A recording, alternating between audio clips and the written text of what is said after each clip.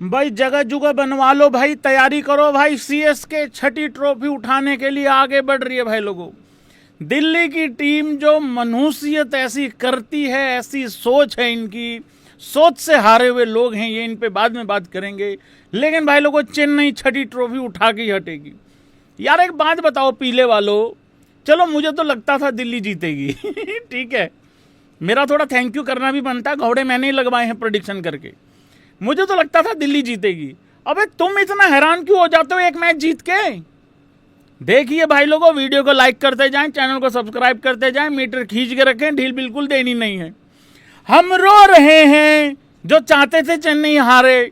तुम चेन्नई वालों तुम हंस लो, और खुल के एक बारी हंस लो, और स्पैम भी कर दो भाई लोगों, येलो दिल सभी भाई जितने भी सीएसके वाले हैं। देखो यार बात सुनो, देखो 2-3 फैक्ट वाली बातें करनी है। फैक्ट ये है कि संजू ही है, जो है संजू ही है। फैक्ट ये है कि इतनी सारी भाई लोगों टीम में इंजरीज हुई हैं सीएसके की। सबसे मेन बात, कप्तानों के कप्तान नहीं है, थाला नहीं है, और थाला से पहले भाई लोगों आयुष म्हात्रे नहीं है, ठीक है, खलील नहीं है, और भी कितनी सारी इंजरी हैं।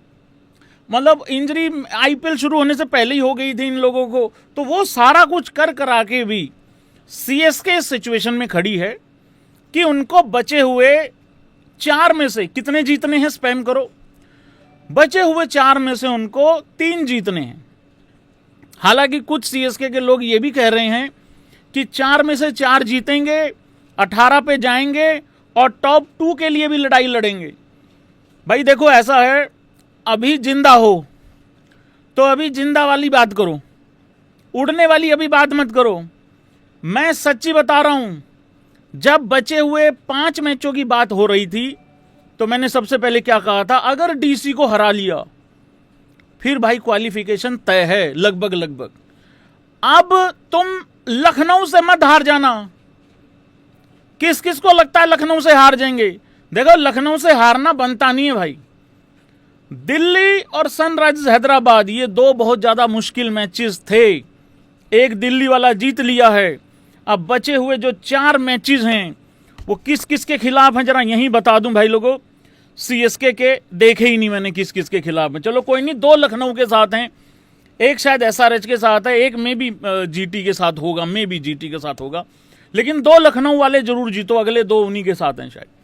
सबसे पहले भाई लोगों यहां बात होनी चाहिए संजू सैमसन की। World cup winner for a reason है ये बंदा। क्या खूबसूरत पारी खेली है यार भैया। एग्जैक्टली वैसा ही खेला जैसा वेस्ट इंडीज के खिलाफ खेला, एग्जैक्टली वैसा ही खेला जैसा सेमीफाइनल में खेला, एग्जैक्टली वैसा ही खेला जैसा कि फाइनल में खेला। ये मैच भी कोई सेमीफाइनल से कम नहीं था सीएसके के लिए, क्योंकि फिर बचे हुए 4 में से 4 जीतने पड़ते, जिस सिचुएशन में दिल्ली आ चुकी है। खैर उनकी तो बाद ही बात में करूंगा। 87 रन की पारी खेली भाई, 87। सब लोगों को पता है 89, 89, 97 क्या है। अब आईपीएल की अगर बात होगी उसमें 87 भी जोड़ लो। सिर्फ 52 बॉलें खेली हैं, स्ट्राइक रेट है 167 का, और ये यहां 167 का स्ट्राइक रेट है। अगर ये कहीं ठीक ठाक पिच पे होता ये शायद स्ट्राइक रेट 220 होता, 210 होता, और यहां का 167, कहीं भी दूसरी जगह का 200 स्ट्राइक रेट सेम ही होगा लगभग लगभग। इतनी अच्छी पारी खेली है। दूसरी विकेट, पहली विकेट जल्दी गिर गई 24 रन पे। यार यही मिड इनिंग में यही बात हो रही थी, संजू को आउट करना पड़ेगा, संजू के बगैर ये मैच दिल्ली नहीं जीत सकती। रही बात गोटिये की, गोटिये का पिछला मैच अच्छा आ गया था, ये खराब हो सकता था। उर्विल इंपैक्ट मार सकता था, मारने की पूरी कोशिश भी की उसने, लेकिन वो जल्दी निपट गया, सस्ते में छूट गया था, पीछा छोड़ दिया था उसने डीसी का। पर एक आदमी इतने भरोसे के साथ खड़ा रहता है, इतना कॉन्फिडेंस के साथ खड़ा रहता है, जिसका नाम है संजू सैमसन। कमाल ही करता है यार ये बंदा, क्या खेलता है ये। ना खतरनाक लगता, ना ये लगता मैच मरवा देगा। पहली शायद 10-12 बॉल में तो रन बॉली टाइप का चल रहा था सिस्टम, कुछ ऐसा ही था। तो इतना अच्छे तरीके से भाई लोगों खेल लेता है। मैं तो एक बात और बोल रहा हूं भाई लोगों, हाँ या ना करना जरा सारे भाई बंदो। अगर कोई जुगाड़ तुगाड़ कर करा के 2028 वाला अगर T20 वर्ल्ड कप अगर जून में रखवा दिया जाए तो इंडिया का एक वर्ल्ड कप और पक्का ये ले आएगा अकेले दम पे। मुझे ये कहने में कोई गुरेज नहीं है, कोई फरेज नहीं है कि ये बंदा 2026 T20 वर्ल्ड कप का इकलौता ऐसा फैक्टर है जो मैच ले आया निकाल के। बाकी सबकी बॉलिंग, सबके 30-40 सब खराब हो गए होते।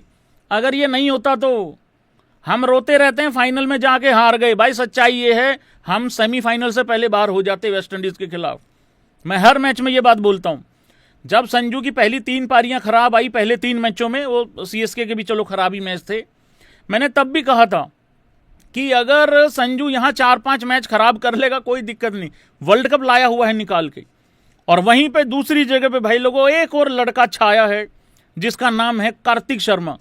देखो स्ट्राइक रेट कार्तिक शर्मा का 132 है, चाहिए भी इसके आसपास ही था, 130-40 के आसपास ही चाहिए था एक बंदा। दूसरी विकेट गिर गई थी कितने पे, 44-45 रन थे। ओवर नंबर 6.5 चल रहा था, मतलब 7वां ओवर चल रहा था वहां पे, तो 45 पे विकेट गिर गई। और उसके बाद मैं बाद में स्कोर कार्ड दिखाऊंगा, उसके बाद कुछ नहीं गिरा। उसके बाद गिरा है तो सिर्फ और सिर्फ डीसी वालों का जो बचा कुचा कॉन्फिडेंस था वो गिरा है। तो कार्तिक शर्मा भी भाई यहां पे 41 रन बना के चला गया 31 बॉल में। और ये बैक टू बैक 2 अच्छी पारियां इसकी भी आ गई हैं। बीच में भी हल्का फुल्का सा कुछ किया था उसने, मतलब उस हिसाब से बाकी ठीक किया, इसने अच्छा किया है। और उधर से अगर सीएसके की बॉलिंग की बात करो, भाई सीएसके की बॉलिंग में सबसे ज्यादा क्रेडिट किसको जाना चाहिए है, जरा स्पैम कर दो। देखो सबसे बड़ा क्रेडिट तो अकील को है, नूर को है, जिन्होंने अच्छी बॉलिंग कराई। इस मैच का पूरा डिफरेंस यही रहा है कि दिल्ली के स्पिनर क्या करके गए हैं, जोड़ी में बॉलिंग नहीं डाली उन्होंने, और उधर से सीएसके के स्पिनर पूरा एक यूनिट होके बॉल डाल के गए हैं। अक्षर ने भी कहा मैंने अपने पार्टनर को मिस किया, कुलदीप को। कुछ लोगों को लगेगा इंटरव्यू सुन के कि शायद कुलदीप अवेलेबल ही नहीं था अवेलेबल। ये देखो क्या हुआ है, इस पे बाद में आऊंगा मैं। अकील हुसैन ने बड़ा अच्छा बॉल डाला, और उधर से spinner, CSK spinner basically on top रहे हैं। कुल मिला के बात ये है, फास्ट बॉलर ने ठीक ठाक ही ओके टाइप का किया है। वो सरदार जी ने भी अच्छा काम किया है, गुरजपनीत ने, उसने भी बढ़िया काम किया है। कौन कौन मानता है ये मैच यहां खत्म हो गया था? संजू वर्सेस कुलदीप यादव। सिचुएशन बताता हूं भाई, थोड़ी सी याद कराने की कोशिश करता हूं दोबारा से एक बारी। ओवर नंबर 12वां था, सिचुएशन ओके चल रही थी। दिल्ली की भी ये था कि चलो अभी है, कुछ उम्मीदें बची हुई हैं, ठीक है। सीएसके का भी ये था कि हमने सिर्फ 2 ही विकेटें खोई हैं, ये चल रहा था।